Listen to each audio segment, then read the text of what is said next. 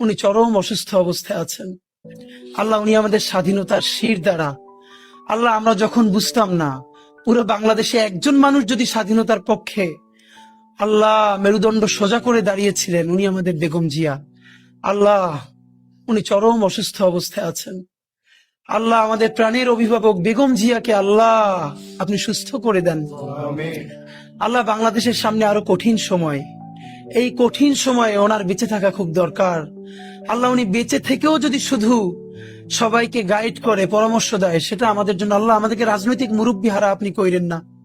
আল্লাহ, উনি বাংলাদেশের দল মত নির্বিশেষে সকল মানুষের রাজনৈতিক অভিভাবক। আল্লাহ, উনি আমাদের স্বাধীনতা সার্বভৌমত্বের অভিভাবক। আল্লাহ, বেগম জিয়ার উপরে আপনার খাস রহমত নাজিল করেন। হে আল্লাহ, তার সমস্ত গুনাহগুলো মাফ করে দেন। হে আল্লাহ, তাকে পরিপূর্ণরূপে সুস্থ করে দেন। আল্লাহ, বেগম জিয়া তো একদিন অবশ্যই আপনার কাছে যাবে, কিন্তু বাংলাদেশ একটা স্থিতিশীল পর্যায়ে গেছে। আল্লাহ, স্বাধীন সার্বভৌম একটা দেশ হিসেবে দাঁড়িয়ে গেছে। উনি যে লড়াইটা করেছিল, সেই লড়াইয়ের ন্যূনতম একটা ফসল ঘরে তোলা পর্যন্ত আল্লাহ ওনাকে নেক হায়াত দিয়ে দেন।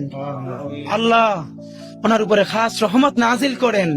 অতি দ্রুত ওনাকে শেফায়ে কুল্লিয়া আজেলা দেন। রব্বানা তাকাব্বাল মিন্না ইন্নাকা আনতাস সামিউল আলিম ওয়া তুব আলাইনা ইন্নাকা আনতাত তাওয়াবুর রহিম। আলহামদুলিল্লাহ।